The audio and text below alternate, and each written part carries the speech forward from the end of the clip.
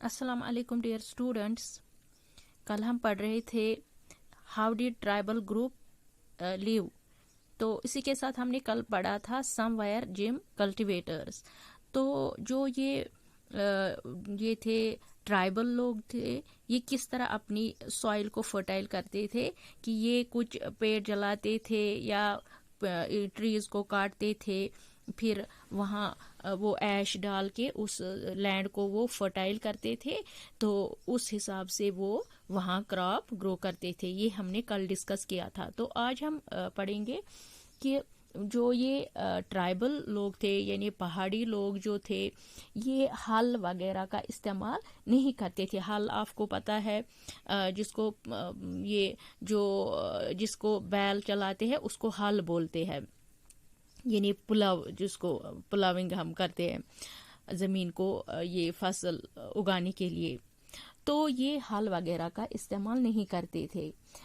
इन सब चीज़ों को देखकर अब ये सारी चीज़ें जो है ये ज़्यादा ग्रो होने के बाद बार बार उसी लैंड पर ग्रो करते थे। तो एक टाइम पर ऐसा यानी एक टाइम ऐसा आता था जब ये इस लैंड को इस लैंड पर कुछ जब इस लैंड पर कुछ ग्रो नहीं हो पाता था, तो उस जगह को छोड़कर दूसरी जगह शिफ्ट कर लेते थे। क्यों? क्योंकि उनके पास ना कोई ट्रैक्टर हुआ करता था, ना कोई बैल वगैरह हल वगैरह होता था।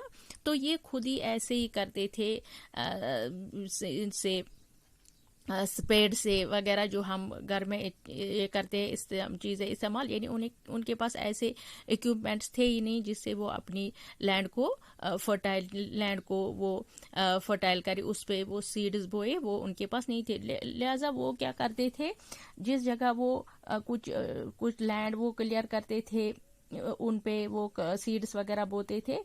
तो एक टाइम ऐसा आता था कि इस लैंड को छोड़कर वो दूसरी, जब वहां बार बार उसी लैंड को ये उस पे फिर क्रॉप ज्यादा ग्रो नहीं हो पाते थे, तो वो उस जगह को छोड़कर दूसरी जगह शिफ्ट कर लेते थे। इस वजह से इस प्रैक्टिस का नाम रखा गया शिफ्टिंग कल्टीवेशन। क्या रखा गया इसका नाम? शिफ्टिंग कल्टीवेशन इसका नाम रखा गया। तो शिफ्टिंग कल्टीवेशन यानी जो तो इस वर्ड का आगे बहुत इस्तेमाल होगा। अब अच्छे से इसको याद रखना कि अब यहाँ पर लिखा भी हुआ है कि जब क्रॉप रेडी हो जाता था तो उसको हार्वेस्ट यानी उसको काटने के लिए, उसको हार्वेस्ट करने के लिए क्या करते थे ये लोग, ये ट्राइबल लोग, यानी काट लिया जाता था और वो दूसरी फील्ड पर मूव कर लेते थे। और वो जो एरिया होता था उसको खाली छोड़ दिया जाता था बहुत सालों तक। तो ये जो शिफ्टिंग कल्टीवेटर्स होते थे, तो ये बहुत ज़्यादा नॉर्थ ईस्ट वाले और सेंट्रल ईस्ट वाले एरिया में होते हैं। देखो, नॉर्थ ईस्ट और सेंट्रल इंडिया में वाले पार्ट में किया जाता था ये शिफ्टिंग कल्टीवेशन।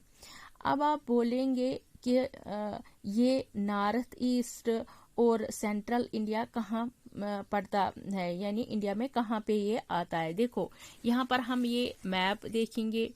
ये मैप जो है, आप इस पे गौर से देखिए इस मैप पर।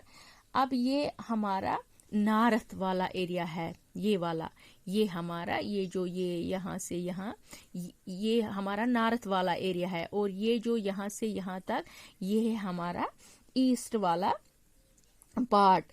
और आप देख रहे हो ना गौर से?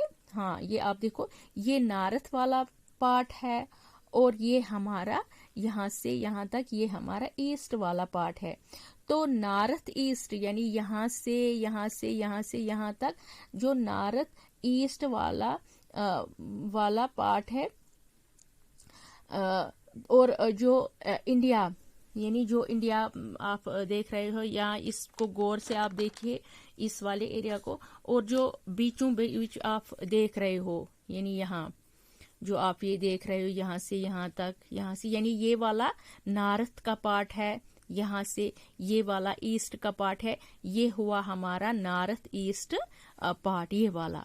तो अब जो ये आप देखो यहाँ से यहाँ से यहाँ से यहाँ से ये है, ये बीचों बीच यानी जो कि सेंटर में है, ये वाला पार्ट है, इसको हम बोलेंगे सेंट्रल इंडिया।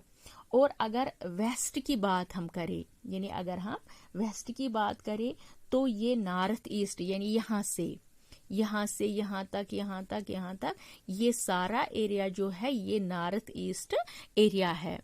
हाँ, ये वाला एरिया अब कौन सा है, ये है नॉर्थ ईस्ट एरिया। ये वाला एरिया जो है ये है सेंट्रल इंडिया, और ये वाला एरिया जो है ये है कौन सा, ये है नॉर्थ वेस्ट एरिया पार्ट है ये। तो अब इस वर्ड को अच्छे से याद रख ले, क्योंकि बार बार इस वर्ड का यूज होगा इस चैप्टर में कि इसका नॉर्थ ईस्ट का या वेस्ट ईस्ट का या सेंट्रल इंडिया का, ये इसमें बार बार यूज होगा। अब आप गौर से देखो कि कहाँ से कहाँ आता है नॉर्थ, कहाँ आता है ईस्ट, कहाँ आता है सेंटर, ये आप याद रखो। तो कल हम पढ़ेंगे ये समवेयर, हंटर्स एंड गैदरर्स, ये हम कल पढ़ेंगे। Thank you.